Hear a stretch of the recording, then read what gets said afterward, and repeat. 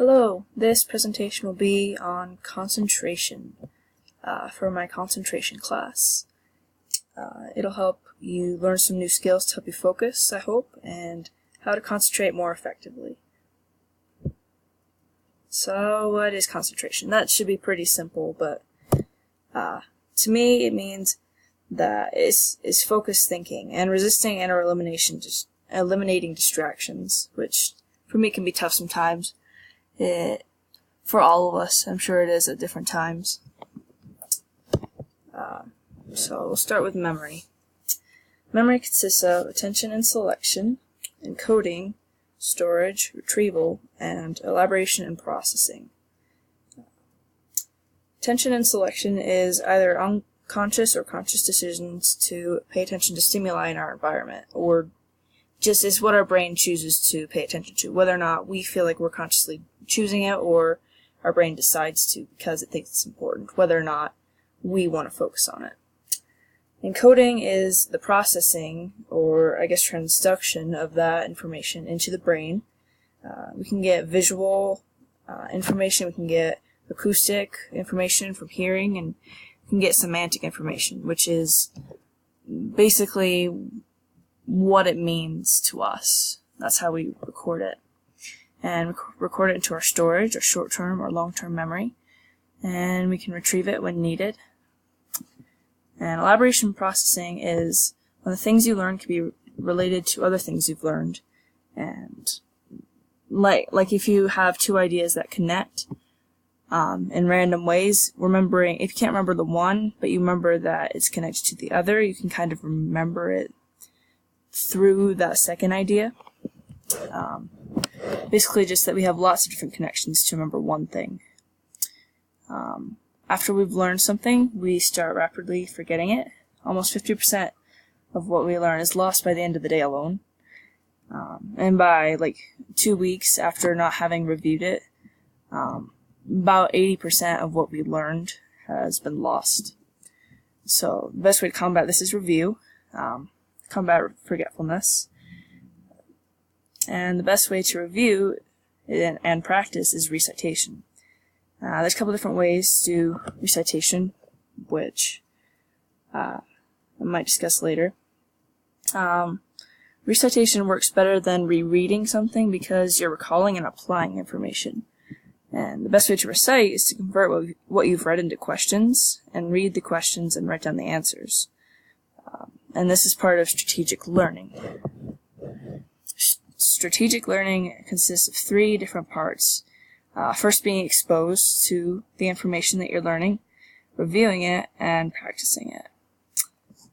Exposure, the initial learning period, is like when we go to a lecture, or just whenever a new idea is introduced to us.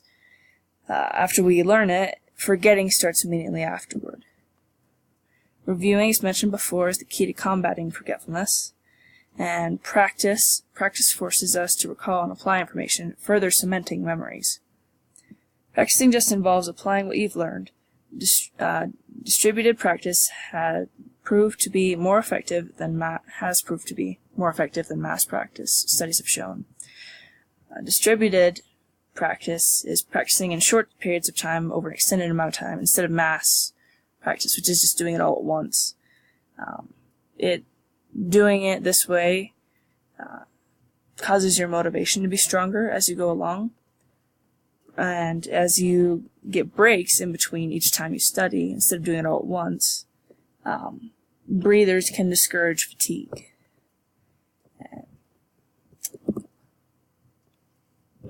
There are 2 different types of distractions we can get while we're trying to focus. External and internal. External is everything that is in our environment, is outside of our mind. Jarring noises, loud music, others talking, notifications we might get, anything outside of you. And sometimes this can be more difficult to control. But we can choose our environment, which can help us control external distractions, if we can't choose our environment. And the other type is internal, which is it's internal. It makes sense. It's in our brains. Daydreaming, worries, and other thoughts can distract us. For example, if we can't stop worrying about how we're not going to get an assignment done on time, or if we can't stop worrying about something that has nothing to do with what we're doing at hand, we'll be distracted and our concentration will be broken. There are ways to fight against distractions and improve concentration. If there weren't, I'd be worried. Probably be dead. You can give yourself goals. Achieving a goal is perceived as positive for your brain, and setting a challenge for your brain, such as a time limit, can prompt your brain to be more interested and work on the task at hand without distractions. Or at least work better in that way. Setting several goals instead of one big goal helps you think you're accomplishing more and gives your brain a better payoff. Pre-reading and establishing a purpose in reading is sort of going in ahead and setting up a template in your mind of what you're going to be learning. This might not just be for reading. It gives you something to dump information into, a structure, an organization that should help you better recall it later.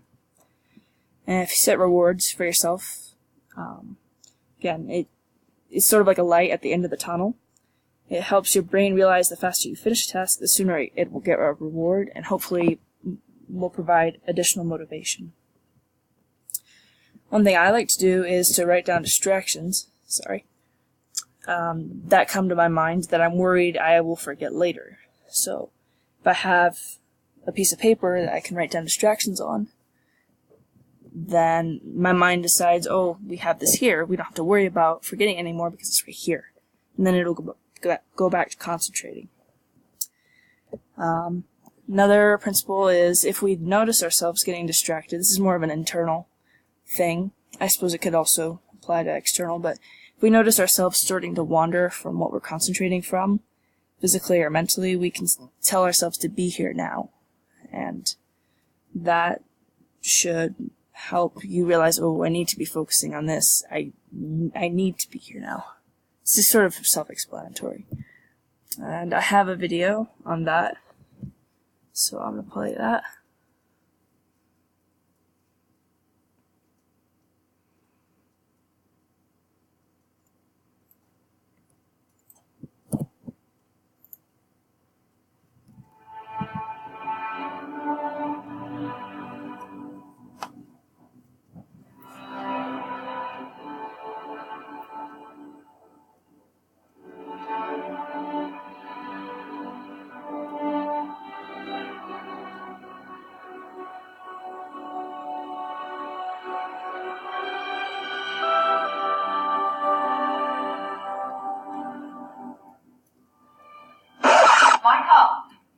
Michael, where are you?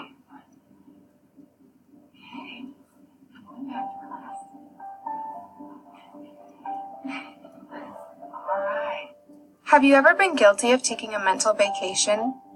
Do you ever find that your mind and your body aren't in the same place at the same time? Studies show that we all have the tendency to daydream at an average rate of 70 to 120 minutes per day. Case in point, in 2009, an estimated 448,000 people were injured in a car crash due to a distracted driver. So I say to you, be where you are supposed to be when you are supposed to be there. Be there for all of your boards, meetings, and activities.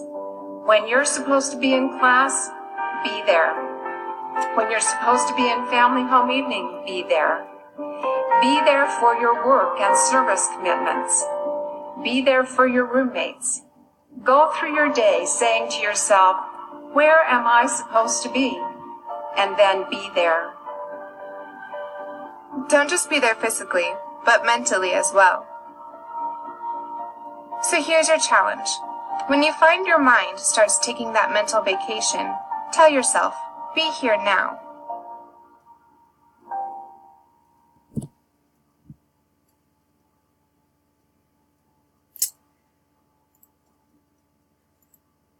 So as we learn to concentrate, we're not going to be perfect, and I just like to read this quote by Elder Holland that talks about how we will get better with time, and we don't have to be perfect now. He says it better.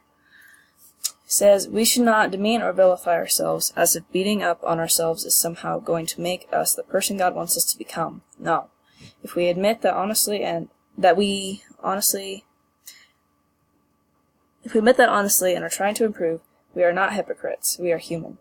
May we refuse to let our own mortal follies and the inevitable shortcomings of even the best men and women around us make us cynical about the truths of the gospel, truthfulness of the church, or hope for the future, our future, or the possibility of godliness. If we persevere, then somewhere in eternity our refinement will be finished and complete, which is the New Testament meaning of perfection.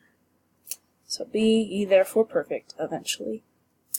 And I'm going to close with that. Thank you.